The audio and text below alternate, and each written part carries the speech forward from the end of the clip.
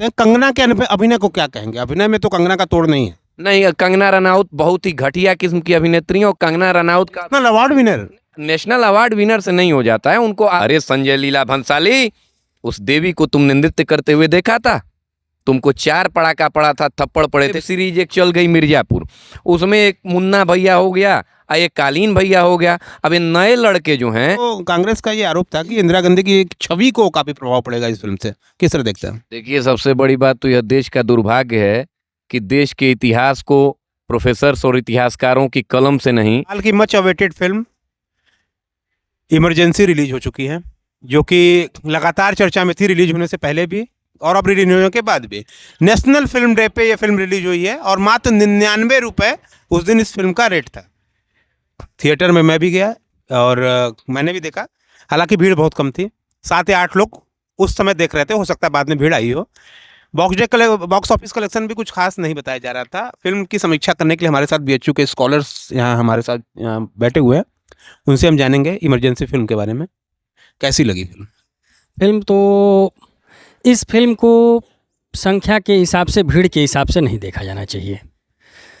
यह फिल्म बन गई है इमरजेंसी पर और आज के समय में बनी है तो बहुत महत्वपूर्ण है और सभी को इसको देखना चाहिए। फिल्म बहुत अच्छी है जी।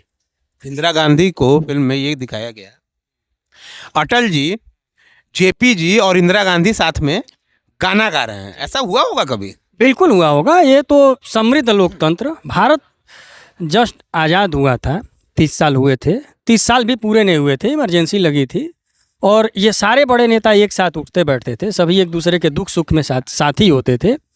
राजनीति अलग चीज़ होती थी, जब वो मंच पर होते थे तो मंच की मर्यादा अलग होती है और सामने एक दूसरे के घर बैठे हुए हैं, किसी के यहाँ कॉफ़ी पी रहे हैं, कोई बीमार है तो कोई किसी की पैरवी कर रहा है, तो ये सारी चीज़ें राजनीति में साथ चलती हैं। तो ये तो बहुत ही स्वस्थ और समृद्ध लोकतंत्र का परिचायक है और फिल्म में ऐसा दिखाया जाना बहुत ही प्रशंसा का विषय है। आपातकाल के विषय को जिस तरह दिखाया गया और इंदिरा गांधी को में एक चीज़ और दिखाई गई कि वो अपने अंतरात्मा से ही काफ़ी दुखी थी इस चीज़ इमरजेंसी को लेकर के। हमेशा खुद से ही सवाल करती, खुद को वो विलेन भी दिखाई दी है, वो खुद से बहुत नाराज़ दिखाई दी फिल्म में। हर किसी को बाद में कुछ निर्णय जब जनता द्वारा या अपने लोगों द्वारा गलत साबित कर दिया जाता है, जिन लोगों के लिए हम कुछ निर्णय लेते हैं और जब बाद में पता चलता है कि वो निर्णय उनके लिए फ़ायदेमंद नहीं रहे, तो फिर लोगों को भी अपने भी ग्लानि होती है। कांग्रेस का ये आरोप था कि इंदिरा गांधी की एक छवि को काफ़ी प्रभाव पड़ेगा इस फिल्म से। किस तरह देखते हैं? देखिए सबसे बड़ी बात तो यह देश का दुर्भाग्य है कि देश के इतिहास को प्रोफेसर्स और इतिहासकारों की कलम से नहीं, बल्कि ये नाचने गाने वालों के नृत्य और संगीत से हम लोग जज कर रहे हैं। ये मुझे लगता है कि युवाओं का दुर्भाग्य है। फिल्मों से किसी भी इतिहास का न तो तय होता है न वर्णन होता है। फिल्में केवल और केवल एक मनोरंजन है और आज के समय में तो मनोरंजन कम पैसा कमाने का, जो फिल्म जगत से जुड़े हुए लोग हैं, और पैसा कमाने का एक जरिया है, सस्ती लोकप्रियता का एक जरिया है।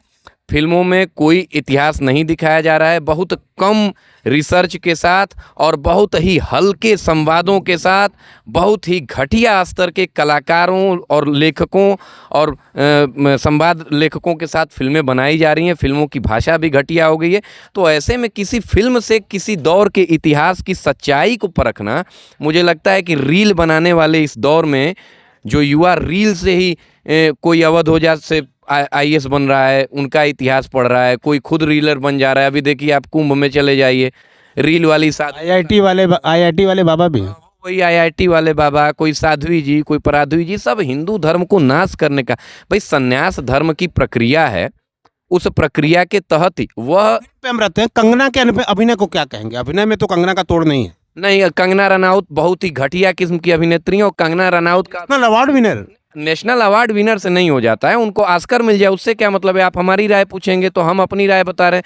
कंगना रनौत का अभिनय हमें बहुत ही दोयम दर्जे का लगता है, उनकी बातें भी दोयम दर्जे की लगती हैं। भारतीय जनता पार्टी से होते हुए भी, मैं चुनाव के समय में भी ओपन तौर पर मीडिया में भी मैंने कहा था, मैंने इसके लिए पत्र आदि भी लिखे थे कि ऐसे गैर विचार के लोगों को जो सिर्फ अभिनय के द्वारा आज हिंदू हो गई हैं, कल को लहर चलेगा तो मुस्लिम हो जाएंगे। ऐसे लोग, ये सब नाचने गाने वाले लोग हैं, ये लोग अभिनय करने वाले लोग हैं, इनका कोई ईमान धर्म नहीं, कोई विचारधारा नहीं।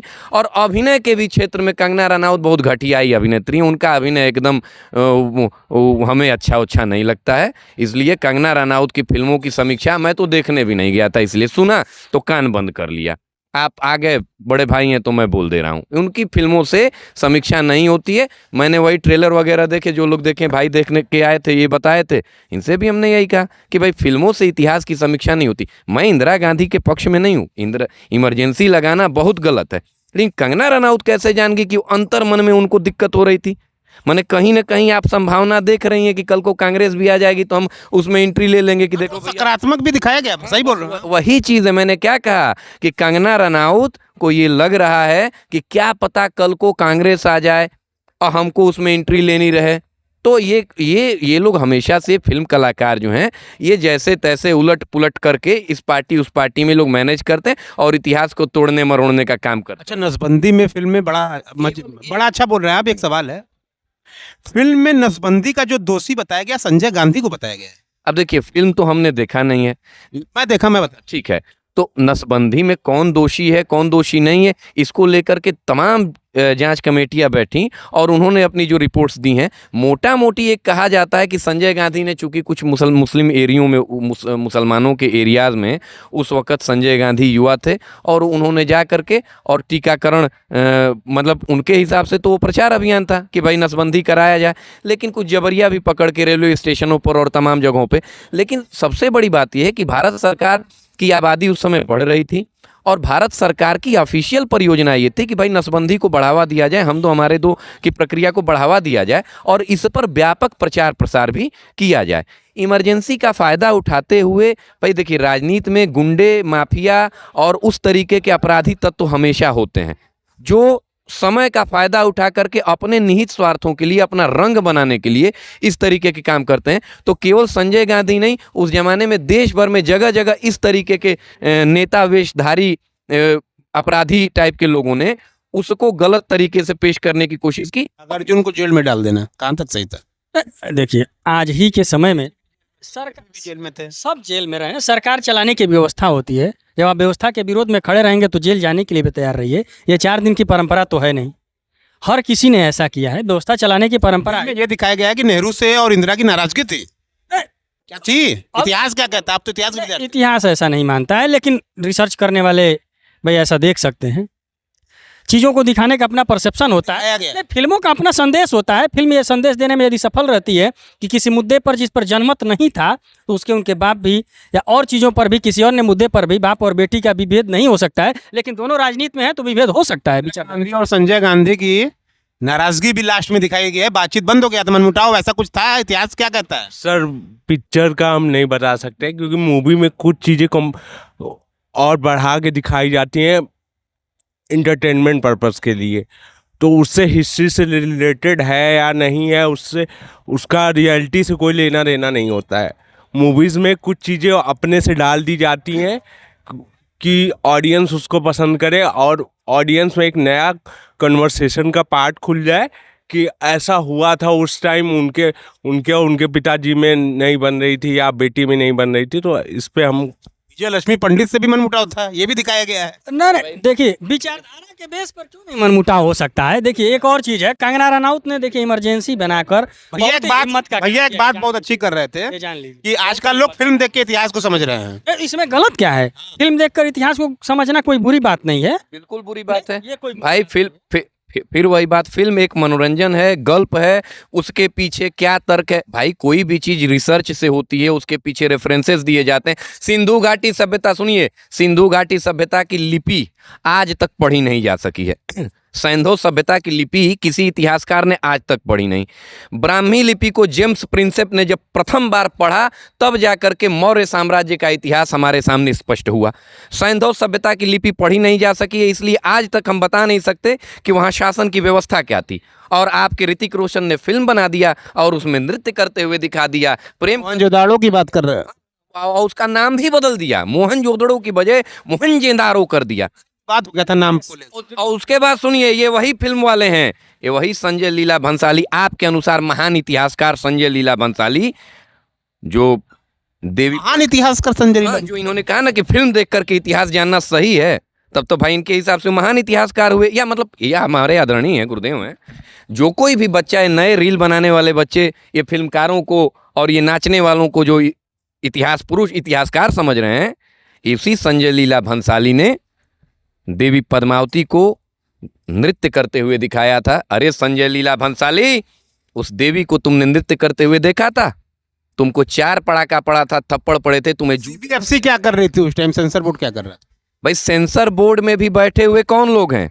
दाएं बाएं करके फिल्म वाले भी तो बैठ ही जाते हैं ना। और दूसरी बात, फिल्मों में गल्प दिखाए जाने की छूट है। फिल्मों में दिखा दिया जाता है कि एक हीरो सुनील शेट्टी 50 गुंडों को मार के ढा दिया, वो मनोरंजन है, वो सिनेमा है, मनोरंजन है। सेंसरशिप उसको मनोरंजन के ही दृष्टिकोण से देखती है। मेरे यह कहने का मतलब कि यदि उसको देख करके कोई व्यक्ति सोच ले कि नहीं सच में कोई 50 आदमी को मार सकता है, जैसे दिखा दिया गया वेब सीरीज एक चल गई मिर्ज़ापुर, उसमें एक मुन्ना भैया हो गया, एक कालीन भैया हो गया। अब ये नए लड़के जो हैं, कितने शर्म की बात है पत्रकारिता जगत के लिए भी, हालांकि ये उसी तरीके के पत्रकार थे सौरभ द्विवेदी, पहले लल्लन टॉप में, वही लल्लन टॉपे न्यूज कुछ इस तरीके की अभी भी लल्लन टॉप में ही हैं। और लल्लन टॉप जो न्यूज प्रधान संपादक पहले शुरू किए थे लल्लन टॉप ना, तो लल्लन टॉप न्यूज चलाते थे। माने लल्लन टॉप न्यूज मतलब समझ रहे हैं कि बहुभागी ससुर के संग, इस टाइप की न्यूज ये चलाते थे। ठीक है, भगवत कृपा है, आज बहुत बड़े पत्रकार हो गए, विचारक हो गए। उन्होंने अनुप्रिया पटेल से भी आपने उनका देखा हैं, विचारक हो गए। अब भाई जनता उनको मान रही है, कह रही है। मैं उन्हीं विचारक के विचार बता रहा हूं कि इतने गंभीर पत्रकार होने के बावजूद एक वरिष्ठ नेता से उन्होंने यह प्रश्न किया कि आप मिर्जापुर से हैं तो कुछ मुन्ना भैया के बारे में बताइए। श्रीमती पटेल ने बड़े ही सख्ती से इस बात को कहा कि देखिए, वो फिल्मों की बातें हैं और गंभीरता, वो गंभीर जगहों की बातें नहीं, वो सब बच्चों की बातें हैं, बच्चों की बातें मत करिए।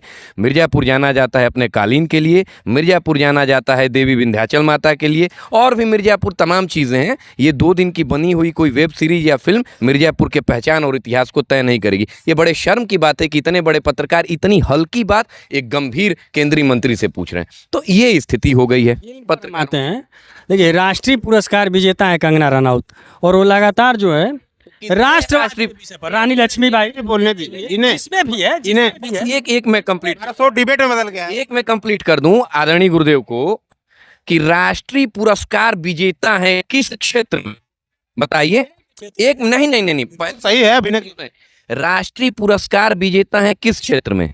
क्या रक्तदान के क्षेत्र में है, साहित्य के क्षेत्र में है? उन्होंने अभिनय को ही बनाया है, नर्तन, अब क्या वैचारिक क्षेत्र में? अभिनय और नर्तन के क्षेत्र में है। अभिनय और नर्तन के क्षेत्र में जो राष्ट्रीय पुरस्कार पा रहा है, क्या उसके द्वारा इतिहास के क्षेत्र में जो भी गल्प प्रगल्प कर दिया जाएगा उसको सत्य मान लिया जाए? भी नहीं है। अभी कुछ ही दिन पहले मशहूर निर्देशक श्याम बेनेगल का निधन हुआ है। उन्होंने भारतीय इतिहास को इतने सुंदर ढंग से प्रस्तुत किया है। अभी इस फिल्म की भी निर्देशिका जो है कंगना रनौत, वो मशहूर अभिनेत्री भी हैं। उन्होंने खुद ही इसके निर्देशन का जिम्मा भी लिया, और राष्ट्रवाद में, भारतीय राष्ट्रवाद में नहीं थे, बहुत ही बड़ा जो है कि यह मील का पत्थर साबित होगी। यह फिल्म, यह याद रखने लायक फिल्म होगी। आज़ादी के इतिहास में इमरजेंसी का जैसे इतिहास है, वैसे ही इमरजेंसी फिल्म का भी इतिहास होगा बॉलीवुड में।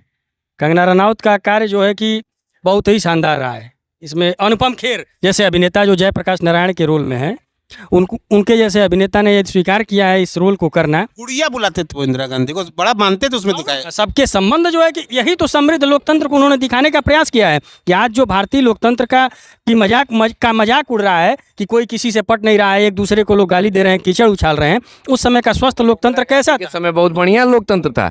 आप देखिए इस कंगना रनौत को, यह जो सांसद बनी हुई हैं भारतीय जनता पार्टी से, ये वही कंगना रनौत हिंदू शेरनी बन के घूम रही हैं जो देवी पद्मती का अपमान करने पर संजय लीला भंसाली को जूता मारने का काम किया क्षत्रिय समाज ने। तो इसने कहा था कि मैं अपनी जात छोड़ रही हूँ, मुझे कोई क्षत्रिय न कहे। ये सुशांत सिंह राजपूत ने भी यही कहा था। ये फिल्म वाले लोग हैं, ये जब जैसा तब भगवा चोला ओढ़ लेते हैं लोग।